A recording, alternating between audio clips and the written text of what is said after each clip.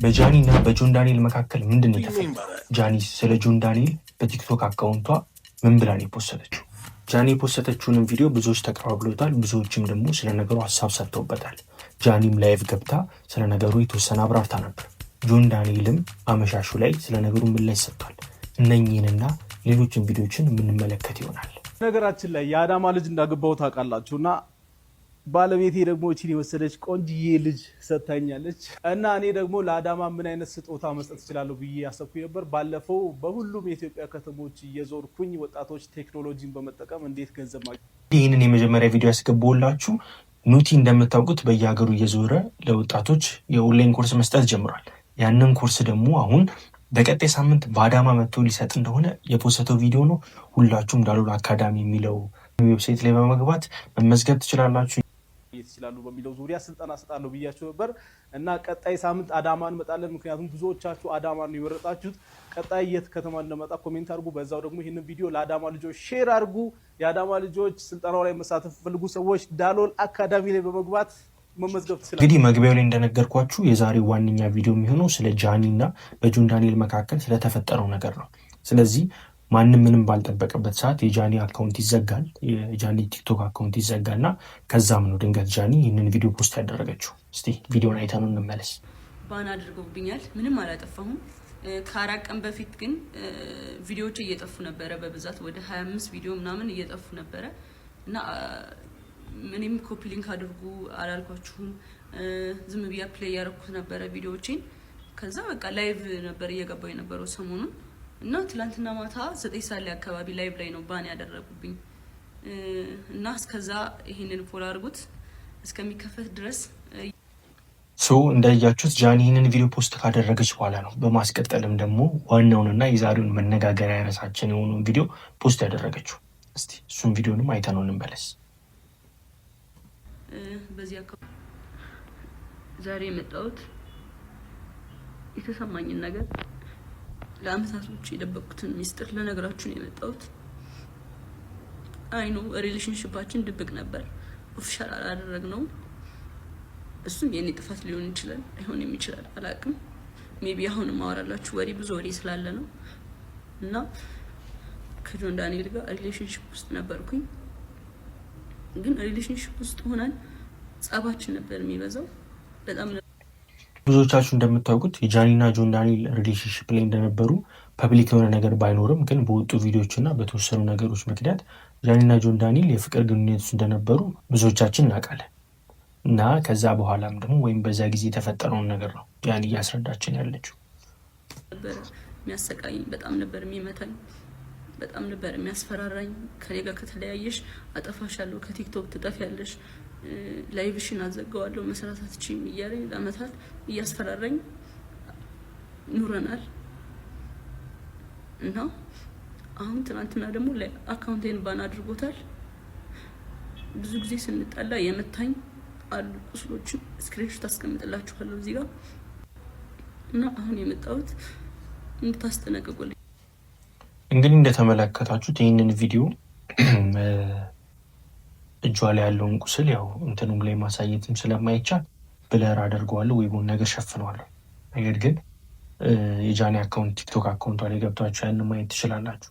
እሷ እንግዲህ እየተናገረች እንዳለችው የፍቅር ግንኙነት ላይ በነበሩበት ሰዓት ላይ እሷ እንዳትለዩ ወይም ደግሞ ምንም ነገር ማድረግ እንዳትችል እያደረገ ጆን ዳንኤል ይህን ሁላ ነገር እንዳደረጋትና ጉዳትም ሳይደርስባት እንደቆየ ነው ጃኒ እየተናገረችው ያለችው።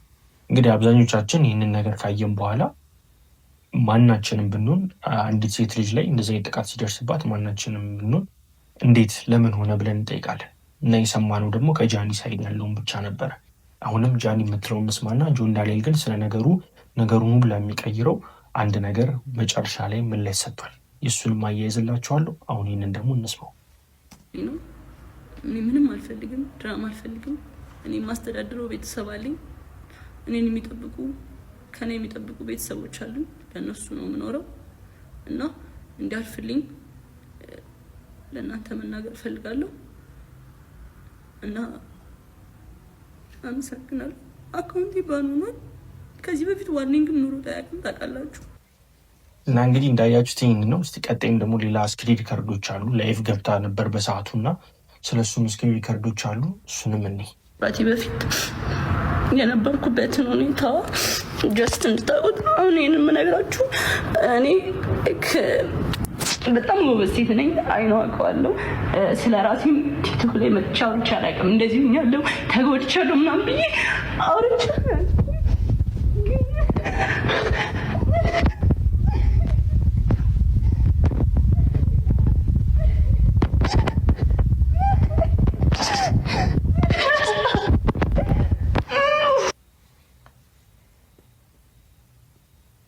እንደምትመለከቱት ጃኒ ላይቭ ላይ በነበረችበት ሰዓት ስለ ነገሩ እንኳን ማብራራት ከብዷት በጣም ስሜታዊ ሆና እያለቀሰች ነበር።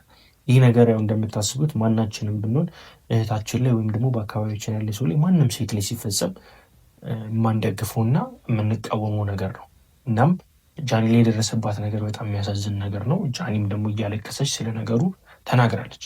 ከዛም አልፎ ደግሞ ይህንን ቪዲዮ ተመልከቱት።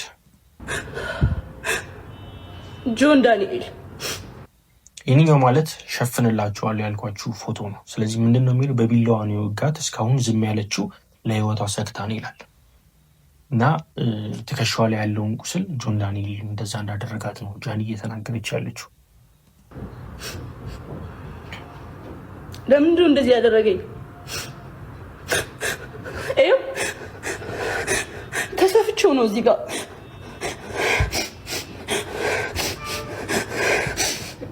ተሰፍቼው ነው ራሱን ያሰፋኝ። ከታች ከጃኒ በኩል ያለውን ነገር ሁሉን ነገር ሰምተናል። አሁን ግን ከአንድ ሳይድ ያለውን ነገር ሰምተን እንዲህ ነው ማለት አንችልም። ጥቃቱ ልክ ነው ወይም ደግሞ ለጥቃቱ ምክንያት አለው እያለን አይደለም። ነገር ግን የትኛው እውነት ይሁን የትኛውም ደግሞ ትክክል ይሁን አይሆን የሚለውን የምናውቀው ከሁለቱም ሳይድ የተፈጠረውን ነገር ስናውቀው። አሁን ደግሞ ጆን ዳንኤል የሰጠውን ምላሽ እንስማ። ቤተሰቦች ቀድሞ ያለቀሰ ሁሉ ተበዳይ አይደለም። ጃኒን ህይወት ላለመበጥበጥ ሪሌሽንሺፕ ላለመበጥበጥ ዝም ብዬ ነበረ። ብዙ ነገር ዝም ብዬ ተቀብዬ ነበር። አሁን ግን እያንዳንዷ ነገር በማስረጃ ያሰማችኋለሁ።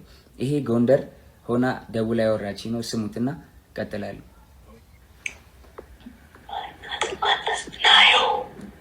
ናየው አለች እያለች ነው። ራቁቷን ስለሆነች ቪዲዮ ላይ ቪዲዮን አላሳይም። ምን በደምብ ስሙት።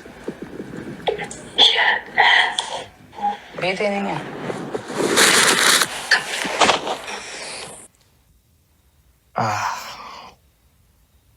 ብቻ ፊት ለፊት የሚሰራው ድራማ እና ከኋላ ያለው ነገር በጣም የተለያየ ነው። እኛም የምናውቀው ጆን ዳንኤል እና ጃኒ በምንም ታምር እንደማያወርን እንደማይገናኝ ነው። እያየን ያለነው ነገር ደግሞ ሌላ ነው። አሁን ጆን ዳንኤል እያሰማን ያለው ጃኒና ጆን ዳንኤል በቪዲዮ ኮል ያወሩትን ነው። ቪዲዮ ኮሉም ደግሞ እንዳለው ለእኛ ማሳየት የማይችለው ወይም ደግሞ ጃኒ ልብስ ሳትለብስ የተደረገ ቪዲዮ ኮል ነው።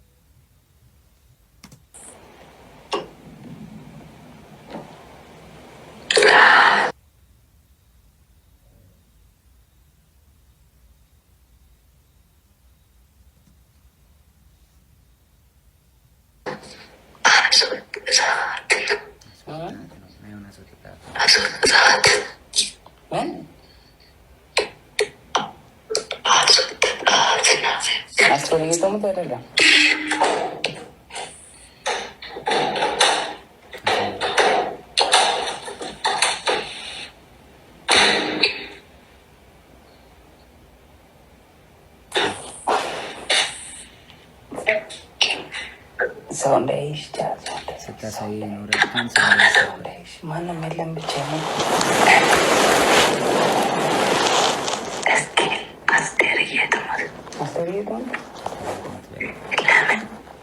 አሁን የገባሁት ሆስፒታል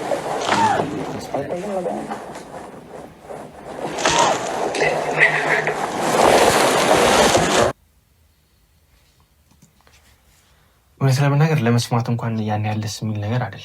ግን ያው አይ ቲንክ እሱም ይህንን እያወጣ ያለው እሷም ከተናገረችው ነገር በኋላ ነው። ስለዚህ ነገሩን ውስብስብ የሚያደርገው ደግሞ አሁን ይሄ ነው። እነኚህ ሰዎች ምንድን ነው እያደረጉ ያሉት? ምንስ ነው እየተደረገ የነበረው? ሌላ ደግሞ ጆን ዳንኤል ያለውን ነገር ደግሞ ላሰማችሁ። ፓርት ደግሞ ቀጣይ ቪዲዮ ላይ ያሳያችኋለሁ። ቤተሰቦች እውነቱ እንዲወጣ ስለማይፈልጉ ሪፖርት ስለሚያደርጉት ሁላችሁም ኮፕሊንግ አድርጉት። ጎንደር እንግዲህ ከፍቅረኛዋ ጋር ሆና ያወራች ነው። ይሄ እሱ ሳሎን ሆኖ እሷ ሽንት ቤት ተደብቃ ይመጣል። እሱ መጨረሻ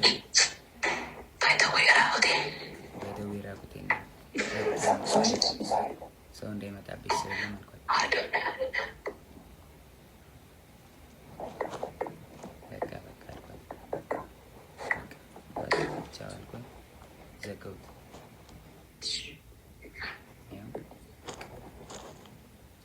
ተዘጋ ስልኩ ጋይስ። እና እውነታው ይሄ ነው። ከዚህም በኋላ እንግዲህ እዛ ይበጠበጣል። ጎንደር ላይ ቲንክ እየሰማት ነበር እሱ። ተበጠበጠ፣ ተደወለልኝ እኔ ጋር። ከዛ በኋላ ኤልሻዴ ደውላ ጆ ለምን ደወልክ? እየደወለልኝ ነው አለች። ጃኒ አለች። እኔ አልደወልኩም ኤልሹዬ፣ ሁሉም ነገር ደግሞ ስልኬ ላይ ያለ ሪከርድ። እሺ ማለት ነው ማመን የምንችለው እውነት ለመናገር በጣም ውስብስብ የሆነ ነገር ነው ማለት እኛን እንኳን ወሬ እንድናወራ እያማን አይደለም ወይም ደግሞ ጀጅ እያደረግን አይደለም። ነገር ግን ነገሩ በጣም ውስብስብ ነው እና ለእናንተ ሜል ለማቅረብ ያክል ነው። ይቅርታ አለችኝ ኤልሻዳይ። ከዛ ሳስበው እኔ አልደወልኩም ካልኩኝ እሷ ደውላ ከሆነ ትበጣበጣለች። ሪሌሽንሺፑ እንዲበጠበጥ እንዲለያዩ አልፈልግም። እኔ ደግሞ ቢኮዝ የጀመርኩት የራሴ ህይወት አለ፣ ድጋሚ መበጥበጥ አልፈልግም። ልጅ አለኝ፣ አዲስ ህይወት አለኝ። እኔ ህይወቴ መቀጠል እፈልጋለሁ። የሰው ላይፍ መበጥበጥ አልፈልግም። ከዛ ጆን ዳንኤል እንደሚለው ከሆነ ልጅ አለኝ፣ አዲስ ህይወት አለኝ፣ ስለዚህ ሰው ህይወት መበጥበጥ አልፈልግም ነው እያለ። ስለዚህ ይህም ማድረጉ አለመበጥበጥ ማሰቡ ጥሩነቱ ሆኖ ሳለ ነገር ግን አልበጠብጥም እነሱ ጥሩ ህይወት ይኑሩ ብሎ ማሰቡ ጥሩ ሆኖ ሳለ ነገር ግን ስታስቡት ሪሌሽንሽፕ ላይ ካለች ሴት ጋር ይህንን ቪዲዮ ኮል ማድረጉስ ልክ ነበር?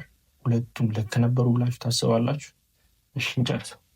ደወለች፣ እሱም እየሰማህ ነው ምንድን ነው አለችኝ። መበጠጥ ስላልፈለኩ ውክልና ሰጥቻታለሁ። የባንኪን መኪና የገዛች ጊዜ 1 ሚሊዮን ብር ሰጥቻት ነበር። እስር ቤት በነበርኩበት ሰዓት ትራንስፈር ማድረግ ስለማልችል 1 ሚሊዮን ብር ከባንኬ ላይ ውክልና ሰጥቻት እንትን ብላ ነበር እና ውክልናው አልተነሳም። ጃኒ አይ በቃ ውክልናው እንድታነሽልኝ ነው ብዬ ዘጋሁት ስልኩን ማለት ነው። እስከ ዛሬ ድረስ አንተን የደወልከው ምናምን ለምን ትንትላለህ ምናምን ስባል ዝም ያልኩትኝ የእሷ ሪሌሽንሺፕ ላለመበጥበጥ ነበር፣ ይህን ነገር ላለማውጣት ነበረ። ግን በዚህ ልክ በዚህ ርቀት ልክ እኔን ለመጣል ትሄዳለች ብዬ አስቤ አላውቅም።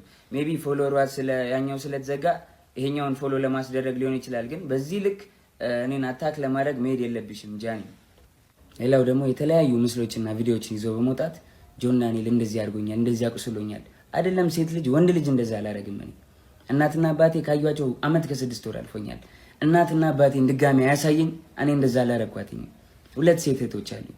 2 ሴት እህቶቼን ሌላ ወንድ እንደዚህ ቢያደርግብኝ ምን እንደማደርግ አውቃለሁ። በእህቶቼ እንዲደርስ የማልፈልገውን በሌላ ሴት ላይ አላደርግም። አይደለም ሴት ወንድ አቁስዬ አላውቅም። ሜቢ ድሮ ተደባድቤ ሊሆን ይችላል እንጂ ካለ ወጥቶ ይክሰሰኝ። እንደዚህ ያደረኩት ሰው ካለ ወጥቶ ይክሰሰኝ። መረጃ ካለሽ ለምን አልከሰሽኝም? እንደዚህ አድርጌ ከሆነ ወይ ደግሞ አስፈራርቼ ይዤሽ ከሆነ 1 ዓመት ከ4 ወር በህግ ጥላ ስር ነበርኩኝ አይደለ? በህግ ጥላ ስር እያለሁ ማድረግ ትቺ ነበር ምንም ነገር አይደለ? አልነበረም። ግን እስር ቤት ሆኜ በጣም ትመላለሽ ነበረ። በጣም አመሰግናለሁ። በጣም ከናዮ ስትፈታ ብዙ ነገር ተፈጥሯል። ታውቂያለሽ፣ ብዙ ነገር ሀፕን አድርጓል። በቃ እኔ እዚህ ጋር ልጅ ስላለኝ መቀጠል ስለማንችል ሪሌሽንሺፓችን ቆመ። ስለዚህ ሪሌሽንሺፓችን ስለቆመ እኔ ወይ ወድቄ ማየት የለብሽም ወይ ደግሞ አሁን አዲስ ህይወት ጀምሬያለሁ። በቃ አዲስ መንገድ ላይ ነኝ፣ አዲስ ሰው ሆኛለሁ።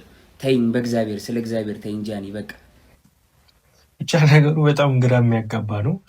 ጃኒ የደረሰባት ነገር ያሳዝናል። እንዳለችው እውነት ከሆነ ጆን ዳንኤልም ደግሞ እዚህ ጋር እያሳየን ባለው ነገር እሱም ደግሞ እያለ ያለው ነገር በጣም ያሳዝናል። ስለዚህ ነገሩ በጣም ውስብስብ ነው። አዲስ ህይወት አለኝ፣ የራሴን ህይወት ልኑርበት። የዛሬው ቪዲዮችን እንደዚህ ነው። በጣም አወዛጋቢ ነገር ነው የተፈጠረው። ስለዚህ ይህን ቪዲዮ አይታችሁት ሀሳብ አስተያየታችሁን ኮሜንት ላይ አስቀምጡልኝ። ምንም ማለት አንችልም፣ ግን እናንተ እስቲ ስለ ነገሩ ምን ይመስላችኋል የሚለውን ነገር ኮሜንት ላይ አስቀምጡልኝ።